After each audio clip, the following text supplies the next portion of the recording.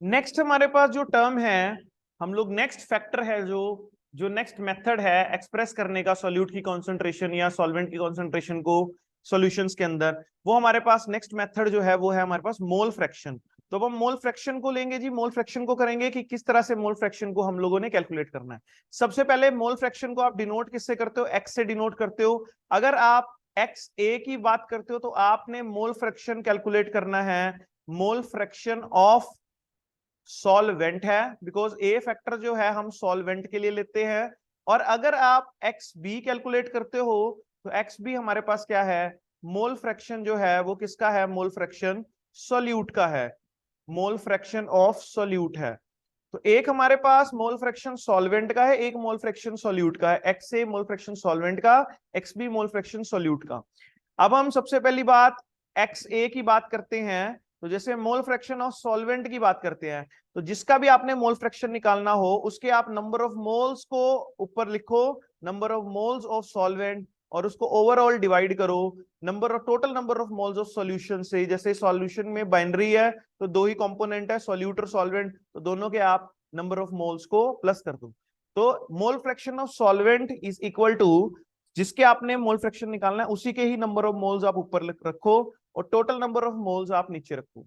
जैसे हम लोग एक्स बी निकाल रहे हैं, एक्स बी यानी कि मोल फ्रैक्शन ऑफ सॉल्यूट, तो आपने नंबर ऑफ मोल्स सॉल्यूट के ऊपर लिखने हैं और डिवाइड करना है उसको number of moles of solute plus number of moles of solvent से। ठीक है, तो इस तरह से आपने मोल fraction of solute and solvent calculate करना है। ठीक है, जैसे हमारे पास क्वेश्चन में आता है कि इफ इन अ सॉल्यूशन, एक हमारे पास सॉल्यूशन है, if in a solution 4 moles of 4 moles of alcohol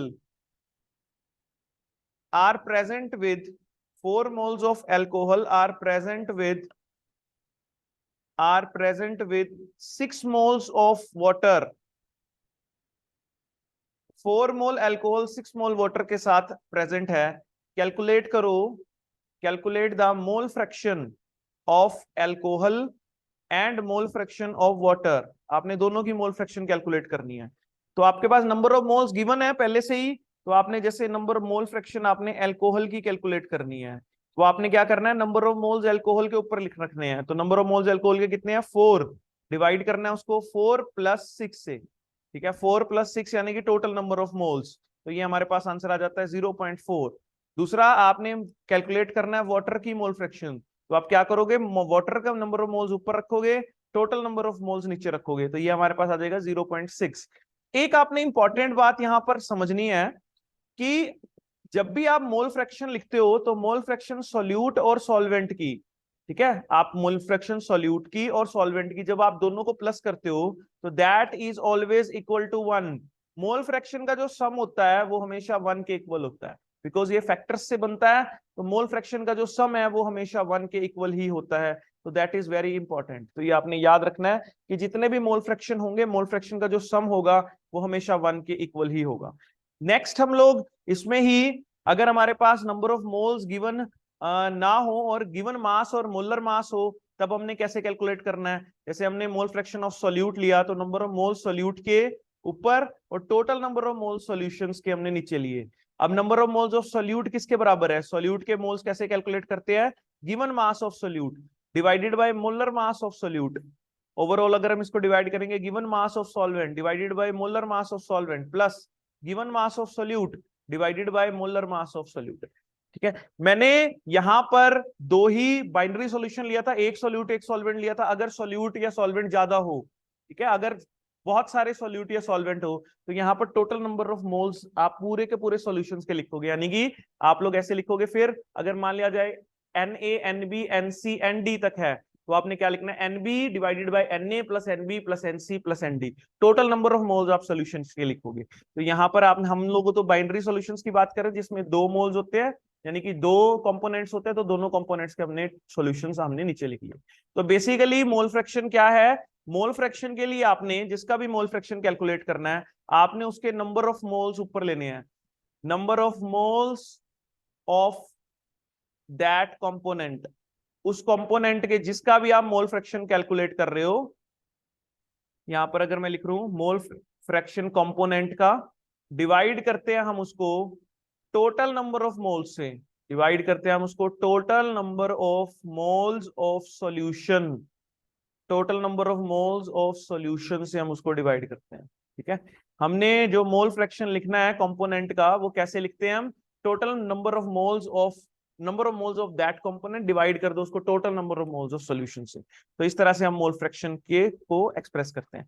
mole fraction के जो यूनिट्स होते हैं वो बेसिकली, मोल फ्रैक्शन जो होता है, नंबर ऑफ मोल्स ही ऊपर होते हैं, नंबर ऑफ मोल्स ही नीचे होते हैं, दोनों नंबर ऑफ मोल्स होते हैं, तो यूनिट्स इसके नहीं होते।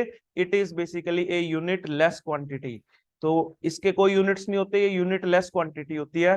तो मोल फ्रैक्शन के कोई यूनिट्स नहीं है, ये आपने याद रखना है। और मोल फ्रैक्शन काफी इंपॉर्टेंट, हमारे पास एक फैक्टर है जिससे हम लोग कैलकुलेशन कर सकते हैं किसी भी सॉल्यूट और सॉल्वेंट की पर्टिकुलर। जैसे हम लोग एक क्वेश्चन करते हैं, उस क्वेश्चन के अंदर मैं आपको कैलकुलेट करके दिखाता हूँ mole fraction.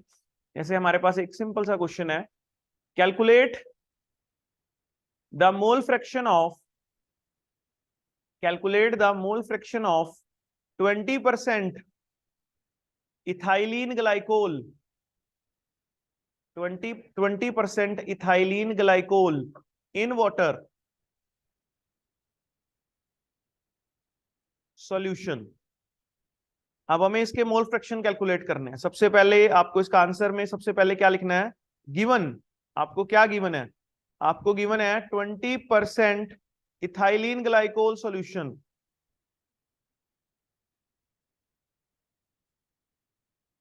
Ethylene glycol basically क्या होता है, CH2OH, CH2OH।